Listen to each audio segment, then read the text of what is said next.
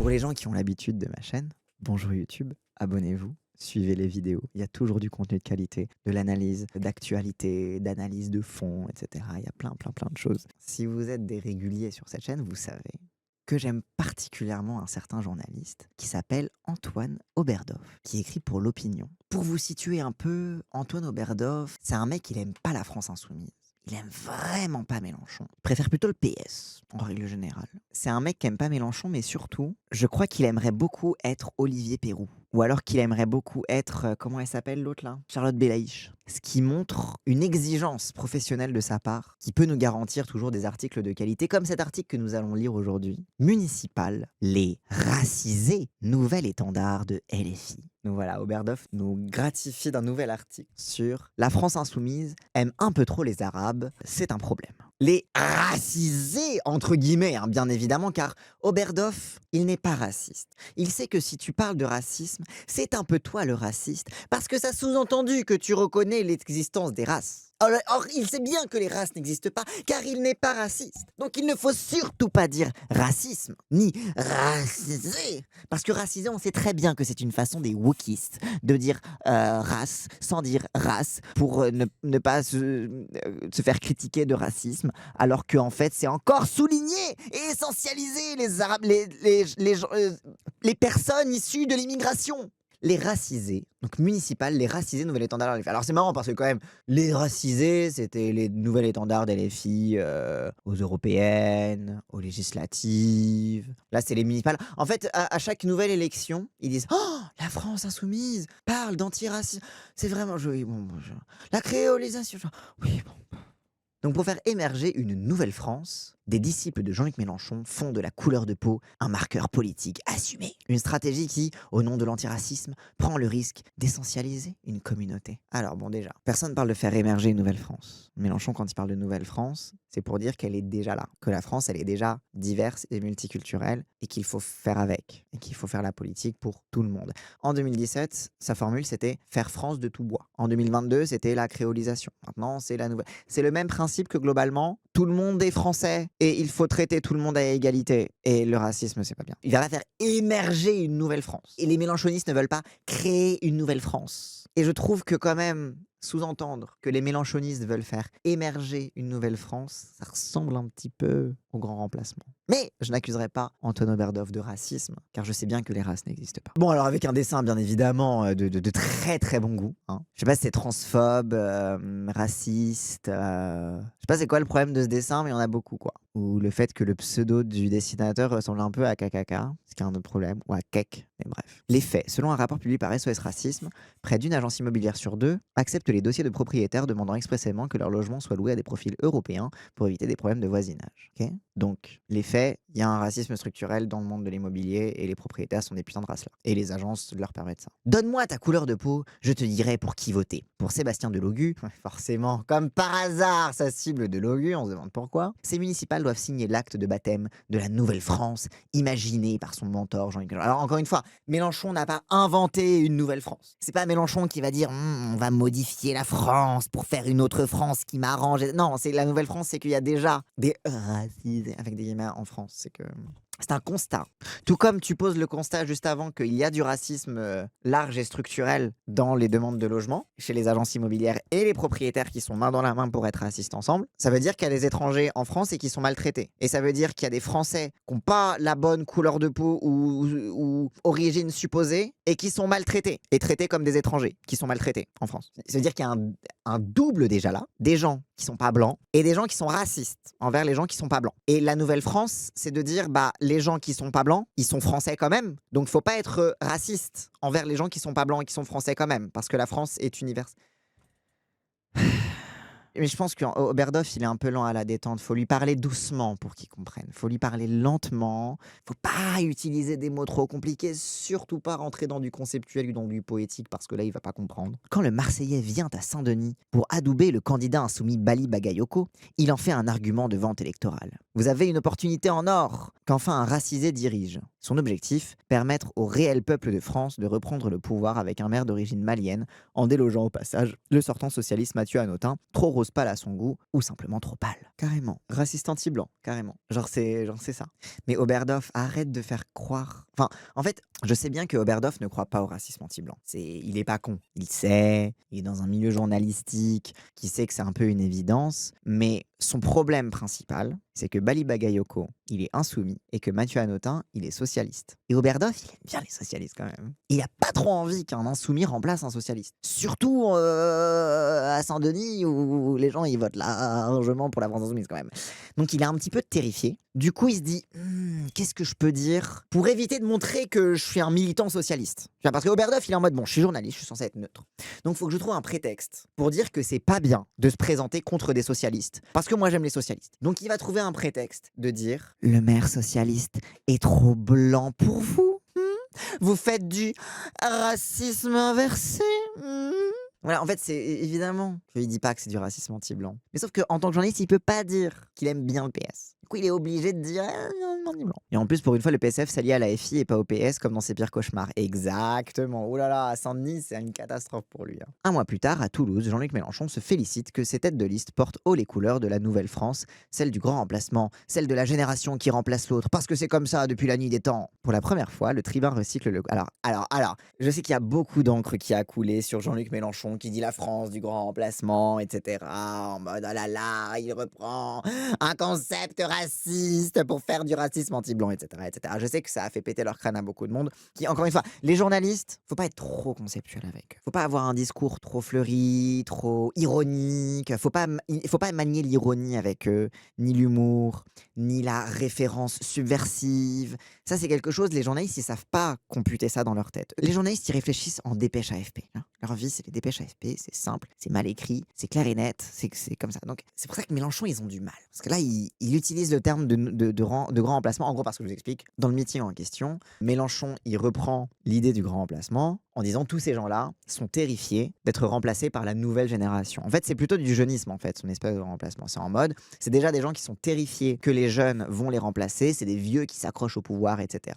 Alors que nous, on est pour ça, c'est bien que les jeunes prennent la place, etc., etc. Tu sais, c'est même un truc. En fait, limite, je vais faire le travail à votre place, les journalistes. Mais si vous voulez vous moquer de la formule de Mélenchon, dites que, oh là là, c'est un vieux qui se moque de l'agisme. Voilà. Dites, ah ben Mélenchon, il est vieux, il parle de passer là, et lui, quand est-ce qu'il se fait grand remplacer par les jeunes, hein? Voilà, là, tu peux faire de l'anti-Mélenchon en ne passant pas pour un abruti qui n'a rien compris à un langage ironique et à une référence. C'est la cruelisation, puis dans la Nouvelle-France, on n'est pas dans leur schéma d'opposition stricte à la con et raciste. Oui, c'est ça, c'est genre juste, c'est le concept. Donc, pour la première fois, le tribun recycle le concept forgé par le théoricien d'extrême droite Renaud Camus et popularisé par Éric Zemmour et Finkielkraut. Étrange triangulation à l'orée d'une 4e épopée présidentielle dans laquelle Jean-Luc Mélenchon se verrait bien défier Jordan Bardella au second tour. Mélenchon est devenu un maître dans l'art du dog whistle. C'était le grand talent de Jean-Marie Le Pen entre... Ok, alors on va voir l'analyse du professeur à l'université libre de Bruxelles. Voilà, c'est alors le dog whistle. Et dog whistle dans quel sens du coup? Parce que du coup c'est pas, enfin, il retourne un concept d'extrême droite pour le subvertir. Genre justement, c'est le genre de personne qui est en mode le grand remplacement. Pour vous, c'est une réalité raciale. Pour nous, c'est le mot paranoïaque que vous mettez sur la marche naturelle des populations qui se diversifient et se remplacent de génération en génération. Ce que fait Mélenchon, c'est de dire ce que vous désignez comme le grand remplacement n'est que votre construction paranoïaque de gens qui ont peur de vieillir et de mourir. Limite, tu peux l'accuser de psychologiser l'extrême droite. Tu vois, genre limite, si tu veux vraiment outwalker, tu vois. Genre, oui, c'est pas un dog whistle, c'est vraiment une référence très très claire à un concept qui est absolument partout dans l'extrême droite et que maintenant les journalistes n'ont plus peur de manier. Tu vois, genre c'est pas ça un dog whistle, quoi. Oui, non, mais en fait, oui, évidemment, c'est juste pour faire un parallèle entre Mélenchon, c'est comme Le Pen. Regardez Le Pen à l'époque, il disait des trucs, oui, il parlait de race, et maintenant Mélenchon aussi, il parle de... Oui, oui, et en plus, le grand remplacement, c'est tellement pas un dog whistle que c'est devenu une blague de gauchiste. Genre, on dit, ah ouais, on va grand remplacer tel truc. Genre, c'est vraiment tous les gauchistes au monde. Ils disent, ah oui, on va grand remplacer la droite, on va grand remplacer les vieux, on va grand remplacer. Genre, c'est devenu un. Bref, Oberdorf. Mélenchon est devenu un maître dans l'art du dog whistle. C'était le grand talent de Jean-Marie Le Pen autrefois. Remarque Jean-Yves Pranchère. Ah bah, il a pris cher. professeur à l'Université libre de Bruxelles. Cet anglicisme désigne une série de sous-entendus destinés à une poignée d'initiés. Une poignée d'initiés. Donc le concept de grand remplacement, popularisé par Zemmour, Finkielkraut, qui est absolument partout dans les médias, qui s'infiltre absolument partout et que tout le monde manie en ce moment, c'est destiné à une poignée d'initiés. Ici, le grand remplacement s'adresse aux décoloniaux. Attends, dans quel sens? Attends, je vais réfléchir. C'est que grand remplacement, c'est un terme raciste popularisé par Renaud Camus et Éric Zemmour. Là, je prends en fonction je prends les termes de son truc. C'est un terme raciste et du coup, c'est un dog whistle pour parler aux décoloniaux parce que seuls les décoloniaux connaissent ce terme? Ou parce que les décoloniaux sont pour le grand remplacement? Que les décoloniaux veulent le grand remplacement? Peut-être que la réponse est dans la suite de l'article, hein, peut-être que... Si bien que lorsque Jordan Bardella l'accuse de promouvoir l'éclatement communautaire, Jean-Luc Mélenchon lui intime de faire un effort intellectuel pour comprendre sa pensée complexe. Oui, bah écoute, Oberdoff, désolé, mais ça s'applique à toi aussi. Hein. Toi aussi, il va falloir faire un effort intellectuel pour comprendre le... Genre, si j'étais méchant, je dirais que tu t'es senti visé. Le grand remplacement dont je parle est celui des générations. Exemple, Jean-Marie Le Pen était un Français de souche, pas vous. Pourtant, vous le grand remplacez, à son poste et dans ses idées. C'est le mécanisme de la vie. C'est ça, la nouvelle France. Mais du coup, il s'adresse pas aux décoloniaux, il s'adresse à Bardella. Et il s'adresse aux gens qui entendent le discours de Bardella qui parle du grand remplacement. Ce n'est pas un dog whistle. Il reprend Bardella là, et du coup il dit haha, grand remplacement, lol, mais c'est la marche naturelle des peuples, et ce que vous appelez grand remplacement, c'est ce que je viens d'expliquer. Genre, c'est pas compliqué. Mélenchon il dit grand remplacement, c'est votre paranoïa qui interprète un mouvement naturel des populations et des sociétés. Genre, oui, c'est un dog whistle, ok, c'est ça, c'est un méta dog whistle. C'est un dog whistle, mais qui s'adresse à tout le monde, mais pas à tout le monde. Je sais pas, oui, c'est un porte-voix, c'est un mégaphone, le bordel. Rhétorique habituelle de l'extrême droite. Peuple réel, français de souche, grand remplacement. La rhétorique habituelle de l'extrême droite circule à plein régime dans l'univers mélenchoniste. Du coup, non. Parce que là, ça sous-entend que les mélenchonistes parlent vraiment de peuple réel, de français de souche et de grand remplacement. Genre, déjà, de base, la rhétorique habituelle de l'extrême droite circule à plein régime partout, parce que ça t'aura peut-être échappé vu que tu suces le PS à plein régime, mais l'extrême droite est aux portes du pouvoir et qu'il y a une hégémonie culturelle grandissante des discours d'extrême droite, genre de partout sur les réseaux sociaux, genre ils sont partout sur les réseaux sociaux. Donc l'univers mélenchoniste lutte contre l'extrême droite, donc a pour vocation d'analyser et de contrer les termes de l'extrême droite de peuple réel, français souche, grand remplacement. Les antifas sont les vrais fascistes et les antiracistes sont les vrais racistes et l'extrême gauche c'est la vraie extrême droite et la guerre c'est la paix. Ah non mais je te jure Orniga, c'est vraiment ça. Toutes ces provocations auraient pu être emportées par le flot des polémiques si elles ne faisaient pas écho aux propos tenus le 22 décembre 2025 par le député LFI du Val d'Oise Carlos Martins Bilongo sur la chaîne YouTube de la Librairie africaine. Après une diatribe contre les racistes et un commentaire sur la pauvreté intellectuelle supposée dans le Nord, l'élu insoumis s'aventure sur le terrain glissant de la démographie en opposant blanc et noir. On est plus intelligent, plus endurant et si on fait plus de gosses qu'eux, bah tant pis pour eux. C'est hallucinant de dire ça, il dessert la cause, s'indigne la députée PS des Yvelines. Dieynaba Diop naît de parents sénégalais. À quoi ça sert sérieusement de faire de la couleur de peau un étendard? À part servir la soupe à l'extrême droite qui nous dénie le droit d'être des élus de la République et nous décrit comme les noirs de l'Assemblée. On devrait tout faire pour échapper à cette essentialisation. Bah peut-être que voilà. Là où vous n'êtes pas d'accord sur la stratégie, c'est que toi, les gens ils sont racistes et tu vas à tout prix faire oublier aux gens que t'es noir. Et les mélenchonistes, les gens ils sont racistes, ils disent ouais je suis noir et je t'emmerde. Donc Carlos Martins Bilongo, il a ironisé sur le racisme en disant ouais on est plus intelligent si on fait plus de gosses tant pis pour eux, oh là là ils se plaignent que les noirs ils font des gosses et bah tant pis pour eux ils ont qu'à en faire plus les blancs lol vraiment fragiles etc. Donc il a ironisé sur le discours d'extrême droite du grand remplacement en étant en mode en flexant dessus. Donc c'est hallucinant de dire ça, il dessert la cause etc. Pour Stéphanie Rosa, philosophe et chercheuse au CNRS, pas de doute, c'est un logiciel d'explication du monde complètement racialiste. Les insoumis ne raisonnent plus en termes de citoyenneté, ou même selon les schémas classiques du marxisme, bourgeoisie et prolétariat, dominant et dominé. Le plus dommageable, à en croire l'autrice de La gauche contre les Lumières, c'est que les insoumis finissent par valider les thèses d'Éric Zemmour. Il y aurait une opposition entre les blancs et les non-blancs, voire une conflictualité. Bah oui, alors oui, il y a une conflictualité entre les blancs et les non-blancs. Ça s'appelle le racisme. Du coup, c'est particulièrement marxiste. Entre les blancs et les racisés, c'est une catégorie entre dominant et dominé. À moins de nier l'existence du racisme en France, mais ça c'est un petit peu suspect quand même. Je veux dire, on est quand même un pays historiquement colonial qui continue de mener des politiques coloniales absolument partout, qui enferme à tour de bras des étrangers en leur mettant des OQTF arbitraires parce qu'ils essayent de se régulariser, mais qu'on a décidé qu'on allait régulariser plus personne parce qu'on aime bien quand la France elle est plutôt blanche. Donc oui, en fait, c'est le racisme existe. Genre, en plus, genre, je veux dire littéralement, quand même, c'est une folie. C'est quand même une folie.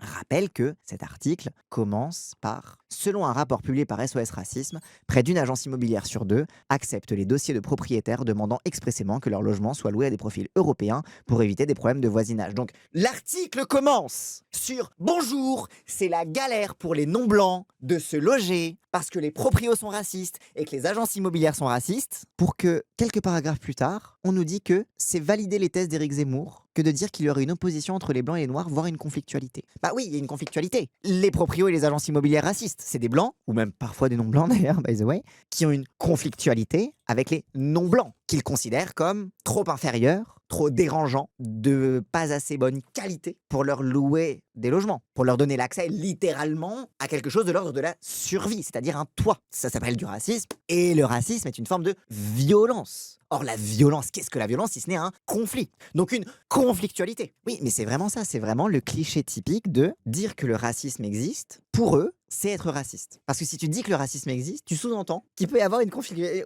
Oui, bah de fait, les blancs et non-blancs sont des catégories politiques. Parce que, spoiler alert, ta peau n'est pas blanche, elle est beige. Il y a des tons de beige, de pêche. Voilà. Donc, blanc et non-blanc sont des catégories politiques qui désignent les dominants et les dominés de l'ordre racial.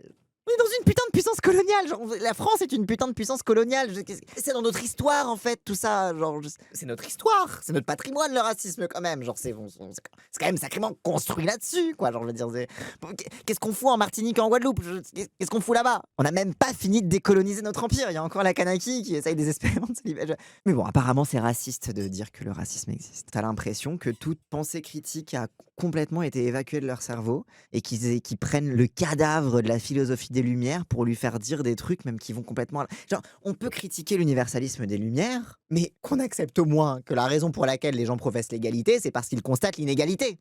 Et donc faire le constat de l'inégalité, ce n'est pas être pour. Parce que faire le constat de l'inégalité, ça sert à l'abolir. Donc, faire le constat du racisme, c'est pour l'abolir. Je sais pas. Ce mec est journaliste, quoi. Ce mec, il est payé pour écrire des trucs comme ça, genre. Je pense qu'il troll, surtout c'est juste un bingo, l'article qui réfléchit plus que l'autre. Mais en fait, c'est ça. Il fait juste un article de mauvaise foi, de merde, juste pour dire ouin, le PS, il a peur pour les municipales. Bah, fais plutôt un article pour dire ouin, le PS a peur pour son cul pour les municipales. Mais bon, peut-être que le racisme a quelque chose à voir là-dedans. De fait, les suprémacistes blancs font leur miel de cette séquence qui conforte leurs préjugés xénophobes. Mais alors, les suprémacistes blancs n'ont pas besoin de la France insoumise pour conforter leurs préjugés xénophobes. Ils ont juste à regarder un noir et dire « Oh là là, il est noir, il ressemble à un animal » et ça conforte leurs préjugés xénophobes. Genre, ils n'ont pas besoin de la gauche pour conforter leurs préjugés xénophobes. Ils ont juste besoin des faits divers qu'ils mettent en avant littéralement tous les jours. Les parents de Carlos Bilongo viennent à la fois d'Angola et du Congo. Quand on regarde une carte des quotients intellectuels, ces deux pays sont plus près de 70 que des 130. Entend-on ainsi sur Radio Courtoisie dans la bouche de Jean-Yves Le Gallou, inventeur de la préférence nationale au FN. Nostalgie coloniale, répond Carlos Bilongo, annonçant avoir déposé plainte contre Radio Action. En fait, juste Oberdoff, il est raciste. D'un côté, t'as un noir qui flex en mode ils se plaignent qu'on fasse des gosses, mais ils ont qu'à en faire plus. En mode ouais, le grand remplacement, lol, etc. Genre qui flex pour retourner le stigmate du racisme. De l'autre côté, t'as un raciste pur jus sur une radio de raciste pur jus qui sort la putain de carte des QI. Et Oberdoff, il voit les deux, il dit je ne vois aucune différence. Pour moi, ce sont les mêmes discours. Ils sont tous les deux racistes. Poussée de fièvre racialiste. Jusqu'où ira cette poussée de fièvre racialiste? Les premiers symptômes remontent aux législatives de 2024, quand les compagnons de route historiques de Jean-Luc Mélenchon... Voilà, attention. Jusqu'où... Alors, attention. L'analyse de Oberdoff sur pourquoi la France insoumise est racialiste. Quand les compagnons de route historiques de Jean-Luc Mélenchon, Alexis Corbière et Raquel Garrido s'étaient vus taxés de représentants d'une gauche coloniale en Seine-Saint-Denis. Lors d'un meeting à Montreuil, l'eurodéputé Rima Hassan l'avait annoncé. Pour l'instant, jusqu'ici, l'article ne tape que sur des Noirs, des Arabes. C'est génial, hein. Delogu, Bilongo, Bagayoko, Hassan.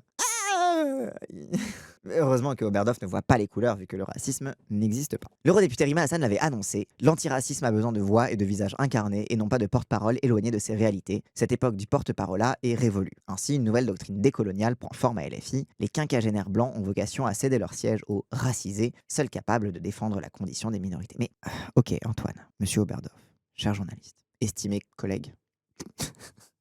Il y a des lois en France, notamment dans le monde électoral, dans le monde politique, pour avoir des quotas. Parce qu'il y a un constat, bien digéré par les mouvements féministes et par une partie de la politique, même si bon, on sait que les mecs, ça les gêne un petit peu. Notamment sur la liste du Parti Socialiste pour les élections municipales de 2026, où visiblement les femmes, elles sont dans des arrondissements qui sont pas gagnables, mais bon, ça c'est un autre problème. Il y a des lois pour assurer la parité dans le monde politique. Alors, peut poser la question des quotas, etc. Mais ces lois partent du principe qu'il y a un patriarcat, une misogynie courante dans les partis politiques où on ne prête moins aux femmes la capacité d'occuper des postes de pouvoir. Et donc, pour contrer cela, on va aller artificiellement contraindre les chiffres pour justement promouvoir la participation des femmes. Et notamment en partant du principe que la participation des femmes en politique permettra aussi de sécuriser les acquis féministes.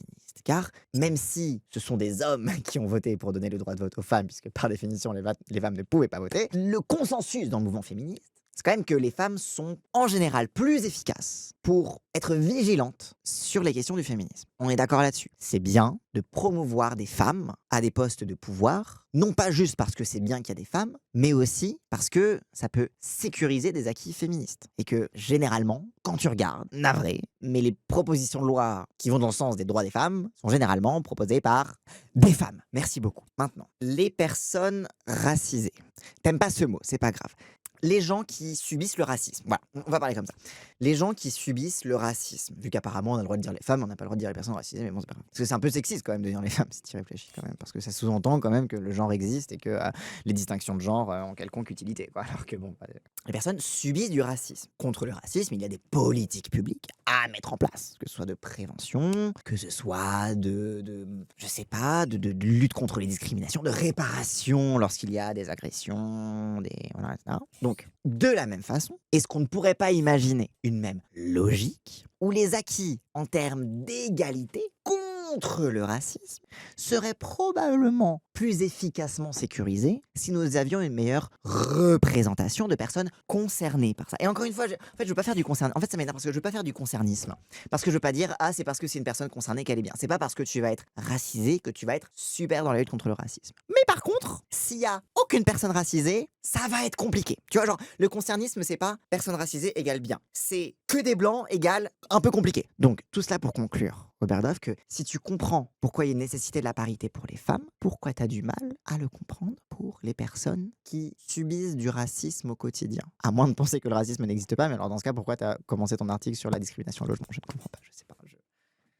Oui, très bon exemple, Christine Kelly, racisée, mais qui ne fait pas grand-chose contre le racisme. Moi, c'est pas du concernisme, c'est que la plupart des blancs s'en battent les couilles la plupart du temps. Oui, mais comme la plupart des mecs s'en battent les couilles du féminisme la plupart du temps. Et après, t'as des blancs qui sont ultra alliés, etc., et qui vont faire pousser des trucs, qui vont faire avancer. T'as des alliés stratégiques à des endroits, etc., qui vont faire pousser des trucs à des endroits où des personnes, des militants, etc., peuvent pas le faire. Mais bon, ce qui est bien aussi, c'est de donner la place à ces gens-là, mais aussi simplement parce que c'est une question d'égalité, quoi. Tu peux pas professer l'égalité, constater que la France est diverse culturellement, et constater que y a que des blancs au poste d'élu, quoi. Ils sont tellement bizarres en tant que quinquagénaire blanc, incapable de voir les couleurs, mais surtout de ne pas se situer en tant que personne neutre / autonome dans la saucisse, c'est grave. Ah ouais, de fou. Mais ça, c'est la grande maladie des gens comme ça.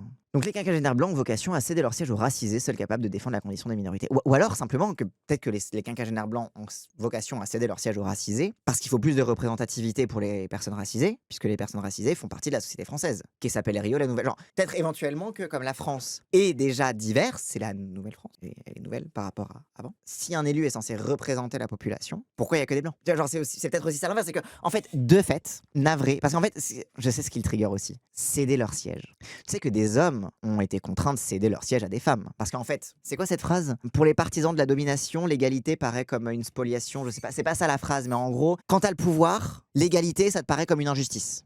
Pourquoi? Parce que en fait le principe de mettre de l'égalité, c'est que il y aura moins d'hommes au poste de pouvoir parce que les femmes vont accéder au poste de pouvoir. Donc de fait, oui, ça va baisser le pouvoir. Mais en fait, c'est le principe de l'égalité. C'est d'abolir les privilèges. Et du coup, forcément, ça va prendre des places. Mais genre, c'est pas genre juste on va te piquer ta place parce qu'on est méchant envers les blancs. C'est que, oui, mathématiquement, si on veut laisser plus de place à la diversité de notre pays, il y aura moins de blancs. Mais parce que c'est juste mathématique, quoi. C'est comme Arnaud Alessandrin qui a pris la place de Karine Espiranera pour parler des enjeux trans. Très bon exemple, Étienne H2O. J'aime comment tu es en train d'expliquer le logiciel de la démocratie représentative bourgeoise. Oui, mais de fou. Mais c'est tellement ça, Baptiste.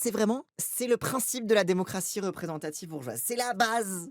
Allô, le Parti Socialiste, c'est vous qui avez inventé ça. Donc en prenant ce virage, donc le virage apparemment de vouloir promouvoir des personnes sous-représentées dans la société à des postes de pouvoir, donc visiblement. Mais encore une fois, Oberhof, il dit pas ça parce qu'il croit au racisme anti-blanc, parce qu'il croit au remplacement des blancs, des quinquas blancs par les racisés, etc. Il dit ça parce que Alexis Corbière et Raquel Garrido, c'était mes potes quand même, ils me donnaient tous les offs sur la France insoumise à l'époque. C'est ça, hein. C'est juste chercher les mentions du PS et des traîtres. Genre chercher les mentions des gens qu'on le sème. Parce que tu vas voir là, Raquel Garrido, c'est pas une caca blanche, hein. Elle est, enfin, elle est caca, oui, certes, mais elle est latina, tu vois. Genre, elle est chilienne. En prenant ce virage, Jean-Luc Mélenchon commet une grave erreur selon le fondateur de SOS Racisme et ancien premier secrétaire du PS, Harlem Désir. Mais on veut pas son avis à Harlem Désir en fait. Comme souvent dans notre histoire, ce vent communautariste nous vient des États-Unis. Faut les faire foutre un moment. C'est paradoxal de voir une partie de la gauche française le suivre au moment même où les démocrates s'aperçoivent de l'impasse dans laquelle ils font. Waouh, waouh, waouh, waouh. Oh, tellement de choses à déballer. Oh, tellement de choses. Oh, pardon, je vous lis la phrase. Je sais que ça vous énerve quand je lis pas les phrases en entier. Comme souvent dans notre histoire, ce vent communautariste nous vient des États-Unis. C'est paradoxal de voir une partie de la gauche française le suivre au moment même où les démocrates s'aperçoivent de l'impasse dans laquelle ils sont et font marche arrière. Font marche arrière sur quoi exactement? Parce qu'en fait, alors bon, déjà, Zoran Mamdani, et de deux, genre, oui, déjà d'une, les démocrates, c'est pas le modèle de la gauche française. Les démocrates, ils sont pas de gauche. Ils sont pas marxistes ni rien. Genre, je sais que c'est devenu le modèle du PS et c'est pour ça que vous êtes complètement pété la gueule parce que vous n'étiez plus de gauche. Genre, mais en fait, on ne veut pas vous suivre là-dedans. Déjà, d'une, voilà. Donc, bon, déjà, les démocrates, on s'en bat les couilles, c'est pas notre modèle. Et de deux, bah, c'est peut-être ça le problème. C'est peut-être parce que les démocrates ont abandonné leur logiciel antiraciste qu'ils ont été infoutus de lutter contre le racisme. Genre, c'est peut-être éventuellement que contrairement à votre croyance en quoi le wokisme aux États-Unis, bah pourquoi le wokisme était présent aux États-Unis? Peut-être parce que pendant ce temps, les démocrates abandonnaient progressivement les questions antiracistes. Désolé, mais c'est un fait. Abandonnaient progressivement les questions progressistes. Parce que, rappel, Joe Biden était au pouvoir, il avait toute la latitude possible de sécuriser le droit à l'avortement en faisant une loi, voire même un amendement de la Constitution, de faire une lutte fédérale pour sécuriser le droit à l'avortement. Il ne l'a pas fait. Obama aussi, il l'a pas fait. Ils avaient l'occasion de le faire. Ils ne l'ont pas fait. Donc, les démocrates qui ont abandonné, et oui, alors les questions LGBT, n'en parlons pas, hein. Biden avait toute la possibilité de sécuriser les droits des personnes trans, mais il s'est juste contenté de laisser les Trumpistes faire des lois pour interdire aux meufs trans d'aller aux toilettes, ce qui fait que maintenant, pour la première fois au monde aux États-Unis, il y a une loi qui permet à des hommes de rentrer dans les toilettes des femmes pour aller harceler des femmes. Et je parle pas des femmes trans, hein. Je parle des hommes cis avec un joli zizi, une belle calvasse, une grosse beubare qui rentrent dans les toilettes des femmes pour violenter des femmes qui performent pas assez bien la féminité pour eux. Merci Biden. Bref. Et les gays, c'est pas mieux, hein. Enfin, parce que le T de LGBT, le L aussi, hein. Désolé, mais les lesbiennes un peu masculines qui se font agresser aux toilettes. Bref. Pardon pour les gens calvissiers, beubards avec une bite. Il y en a qui sont de très bonne qualité dans le lot, ne vous inquiétez pas. Les démocrates, justement, leur marche arrière, c'est une compromission. Leur marche arrière, c'est parce que les démocrates, ils voient le fascisme qui monte, ils sont terrifiés, ils disent « faut qu'on gagne les élections au centre, faut qu'on convainque les électeurs. » Ah, mais c'est comme le PS. Ah, mais, en fait, mais c'est comme le PS en fait. Parce que les démocrates, ils se disent « oh là là, le fascisme progresse, il faut qu'on grandisse dans l'électorat, il faut qu'on convainque des républicains déçus du Trumpisme. Donc il faut qu'on dise des trucs de droite pour que des gens votent pour nous, parce que les gauchistes, ils votent plus pour nous. » Bah oui, en fait, ils votent plus pour vous parce que vous les convainquez pas en fait. Mais c'est comme le PS qui se droitise pour continuer de gagner des élections au lieu de mener des luttes politiques. Ah, c'est pour ça. Et encore une fois, Zoran Mamdani, il est à l'aile gauche des démocrates. Donc justement, il est là, il donne la preuve que les démocrates n'ont pas à abandonner l'antiracisme et que tu peux faire une campagne fière. Bon, alors à New York, c'est facile, vous allez me dire, mais tu peux faire une campagne fière où tu t'affiches et où tu ne tais pas le multiculturalisme et tu peux être élu et être extrêmement populaire. Donc voilà. Les confessions honteuses de François Ruffin sur la campagne au faciès qu'il avait menée à Amiens en triant la propagande électorale selon la couleur de peau des électeurs auxquels il s'adressait aurait dû alerter sur le racisme de François Ruffin. Oui. Toujours pas la France insoumise. François Ruffin est raciste. Donc ça nous alerte sur le fait que le racisme, c'est pas bien. Vu que c'est honteux d'avouer que tu fais une campagne au faciès. Donc que François Ruffin est raciste. Et donc que la France insoumise a raison de garder une ligne antiraciste pour éviter de se retrouver honteuse comme François Ruffin. Ces législatives post-dissolution auront été l'acte de naissance de la nouvelle France, présentée comme le peuple de la jeunesse et des quartiers populaires. Alors encore une fois, c'est pas nouveau, mais bref. Descendant de l'immigration révolté par le génocide, entre guillemets, à Gaza. Mais c'est bon, c'est que tu roules pour le PS, arrête. Il a mis racisé, entre guillemets, génocide, entre guillemets. Oups. Élu député de la Seine-Saint-Denis au détriment de Raquel Garrido, Ali Diawara a longtemps molesté tous ces blancs qui décident où et comment vont vivre les gueux, noirs, arabes, indo-pakistanais, éco. Son compte X regorge de saillies contre le paternalisme de Jean-Luc Mélenchon. En octobre 2022, cet enfant de la cité des 4000, aujourd'hui investi candidat de LFI à la Courneuve, disait toute la révulsion qu'il éprouvait envers ce vieux type honni pour avoir osé condamner l'attaque contre l'ambassade de France au Burkina Faso. Oui, donc ça veut dire qu'il a changé et que du coup... Oui. Comme l'indigéniste Rouya Boutelja, qui a toujours perçu le leader insoumis comme un butin de guerre dont les musulmans doivent s'emparer. Alors, bon, Oberdoff, je sais que t'as une mémoire de poisson rouge. Rouya Boutelja, il a dit ça en 2021-2022. Jean-Luc Mélenchon, il est né dans les années 50. Rouya Boutelja, elle est née dans les années... pas 70. Je sais pas quel âge elle a, Rouya. Mais bref, 2021-2022, c'était il y a 4 ans. Donc elle n'a pas toujours perçu le leader insoumis comme un butin de guerre. Il y avait un moment de son histoire où elle était en mode « c'est un raciste ». Et elle le dit dans cette même émission que vous ne faites que citer sans jamais avoir regardé en entier. Toujours, ça sous-entend que de tout temps, elle l'a toujours perçu comme ça. Donc ça veut dire que depuis qu'elle est née, depuis qu'elle milite, elle le considère comme un butin de guerre pour les musulmans. C'est objectivement faux. Elle a dit ça en 2021. Donc ça montre d'une évolution, éventuellement. Quand un butin de guerre dont les musulmans doivent s'emparer, éventuellement aussi parce qu'il y a l'islamophobie, Ali Diawara méprise l'ex-sénateur socialiste. Ah bah tiens, c'est vrai quand même, il y a un petit pattern qui se développe dans cet article, c'est que les agresseurs, c'est les insoumis, si possible, noirs et arabes, et les victimes, c'est les socialistes. C'est marrant ça. Donc Ali Diawara méprise l'ex-sénateur socialiste, décrit comme ce moindre mal national auquel nous devons nous raccrocher à gauche. Il n'a pas la fascination qu'avait la génération Mélenchon d'Adrien Quatennens. D'ailleurs, quand le fils préféré de Jean-Luc Mélenchon a été accusé d'avoir giflé son ex-femme, Ali Diawara s'est ému de la faiblesse des sanctions prononcées. Une gradation des sanctions uniquement quand il s'agit de vos cadres blancs, dénonçait-il sur X en décembre 2022. Donc, Ali Diawara, avant, il trouvait que l'antiracisme de JLM n'était pas au niveau, il n'avait pas tort. Il remettait en question le double standard et le deux poids deux mesures. Et aujourd'hui, il est élu insoumis parce que Mélenchon a évolué sur l'antiracisme et que maintenant, précisément, il peut mieux porter un discours antiraciste. C'est exactement ce que je disais tout à l'heure sur les femmes qui, une fois au pouvoir, on peut parier sur le fait qu'elles vont mieux protéger les acquis féministes. Ali Diawara, c'est pareil, mais pour l'antiracisme, parce que le racisme existe en fait. Un maghrébin européen. Au même moment, il n'hésitait pas à s'en prendre à ses futurs collègues Mathilde Panot, Clémence Guettet, Manon Aubry et Sarah Legrain. 4 femmes blanches pour préparer l'avenir du mouvement, c'est pas un peu limite? Interpellé, le cournevien d'origine gambienne. Oui, il avait pas tort. Parce que c'est bien de voir les femmes, mais s'il ne voit pas la question du racisme. Mais parce que du coup, je comprends pas, c'est que genre. Le problème, c'est qu'il est misogyne ou c'est qu'il est racialiste? Je comprends pas. Donc, alors Jean-Luc Mélenchon finira-t-il dévoré par les enfants de sa nouvelle France? L'ex-laïcard a fait amende honorable.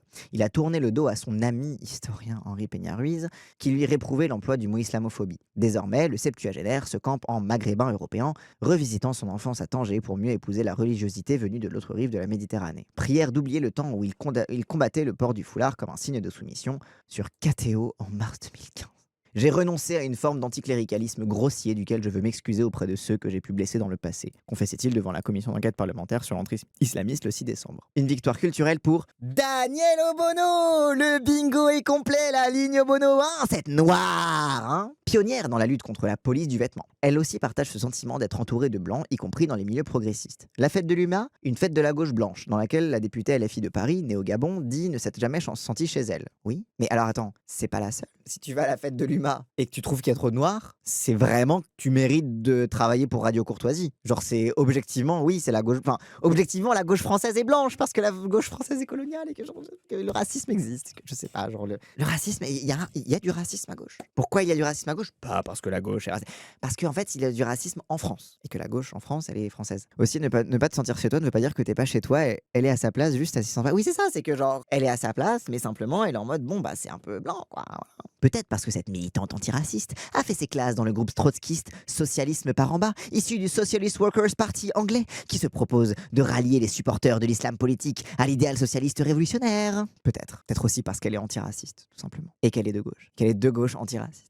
Dans la cour de Mélenchon, il y a des gens qui sont formés à la lecture de ce qu'il y a de plus mauvais dans la production décoloniale, note le chercheur Jean-Yves Prancher. Ah ça y est, il revient pour prendre cher. Avec cette idée de la Nouvelle-France, on revient à l'essence du populisme de Laclao et Mouffe, c'est-à-dire l'idée qu'on peut construire un peuple par l'opposition entre eux et nous. La grande nouveauté, c'est que ce peuple passe par l'épuration des non-métissés. Encore une fois, genre désolé, mais quand Mélenchon, il dit la Nouvelle-France, elle est multiculturelle, elle est diverse, donc c'est-à-dire que genre vraiment, c'est vraiment la base du multiculturel. Genre c'est vraiment en mode limite c'est bisounours, limite dit que c'est un bisounours. Tu vois, genre à la limite dis ça, tu vois, c'est un bisounours, ça c'est une illusion, en réalité il y a trop de fractures. Dis ça à la limite. Mais quand Mélenchon, il dit que il faut que tout le monde soit ensemble, oui, au pire c'est un peu libéral, tu vois, genre au pire c'est un peu, je sais pas.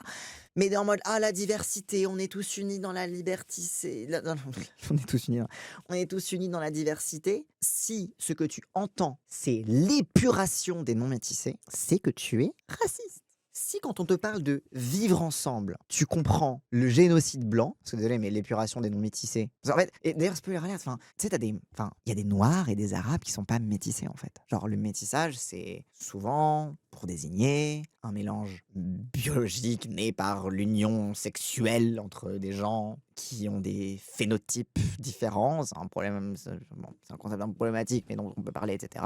C'est aussi un concept qu'on peut considérer comme culturel. On parle parfois de métissage culturel dans la musique, etc. Mais du coup, genre, désolé, mais le sous-entendu, l'épuration des non-métissés, ça pue le génocide blanc, quoi. Genre, c'est vraiment le vivre ensemble, c'est la fin des blancs. C'est l'épuration des gens qui n'ont pas mélangé leur sperme avec l'ovule ennemi, ou l'inverse, leur ovule avec le sperme ennemi.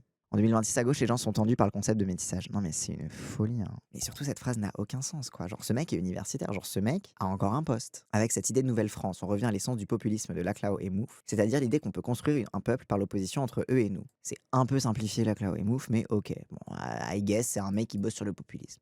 La grande nouveauté, c'est que ce peuple passe par l'épuration des non-métissés. Et genre, Oberdorf, il se pose pas de questions. Il y a un mec qui lui dit ça. Il lui dit Mélenchon, qui fait de l'antiracisme, c'est le génocide des Blancs. Et il se dit ouais, ce mec est un expert, je lui fais confiance. Accusation de clientélisme. Ces accusations de clientélisme, c'est pas ça le clientélisme. Le clientélisme, c'est quand tu files des subventions à des associations localement pour espérer que les adhérents de l'association votent pour toi au prochain tour. Genre bref. À cette accusation de clientélisme, Manuel Bompard, le coordinateur de LFI, a toujours répondu à l'opinion qu'il fallait sortir d'une vision archaïque du prolétariat. La classe ouvrière de 2025 n'a plus rien à voir avec les ouvriers spécialisés blancs que fantasme Fabien Roussel. Elle est bigarrée, observe le député des Bouches-du-Rhône. Et encore, hein, déjà dans les années 70, les OS et les grandes grèves des OS, c'était déjà des grèves que le Figaro désignait comme des grèves d'islamistes, de musulmans, etc. Bref. Limite, le seul reproche qu'on peut faire à la France insoumise, c'est que comme il faut absolument pas admettre, ou alors du moins c'est un peu à la maoïste, tu vois, 70-30.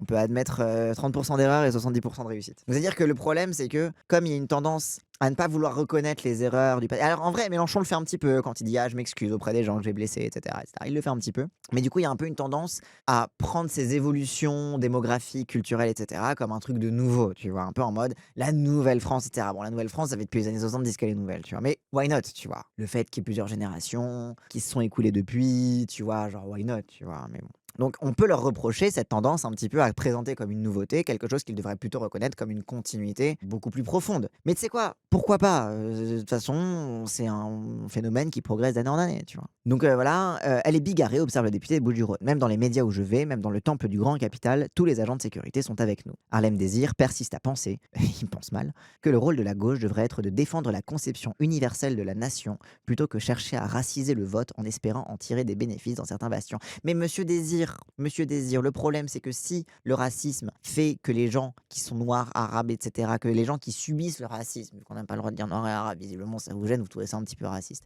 mais que si le racisme fait que les gens qui subissent le racisme ne se sentent pas légitimes d'aller voter, parce que de toute façon, vu qu'ils vivent dans une France qui a l'air de les rejeter, bah du coup ils se sentent pas appartenir à cette France, bah c'est défendre une conception universelle de la nation que raciser le vote, puisque c'est de dire bonjour, il faut que tout le monde puisse se sentir accueilli ici, et pour que tout le monde puisse se sentir accueilli ici, il faut les intégrer à notre vision de la nation. La conception universelle de la nation, c'est justement de faire attention à chaque composante pour qu'elle soit vraiment universelle. Sinon, c'est juste suprémaciste. Sinon, c'est tu dis ah, je suis universel, du coup, fais comme moi. Et surtout, rappelle encore une fois que genre cet article ouvre sur un rapport des SOS Racisme qui met en évidence la discrimination raciale à l'accès au logement. J'ai envie de dire quel putain de rapport avec cet article. Pas parce qu'il n'y a pas de rapport, il y a un rapport, c'est le racisme. Mais parce que visiblement Oberdorf ne voit pas le rapport avec son propre article. Est-ce que Oberdorf sait pourquoi il a commencé son article avec ce paragraphe, avant de faire un article qui ne fait que nier l'existence du racisme en France? Un sentiment partagé par la socialiste Diana Badiop, longtemps professeure d'histoire géo au Muro, qui n'entend pas renoncer à la promesse universaliste. Dire que seuls des élus racisés peuvent représenter des électeurs racisés,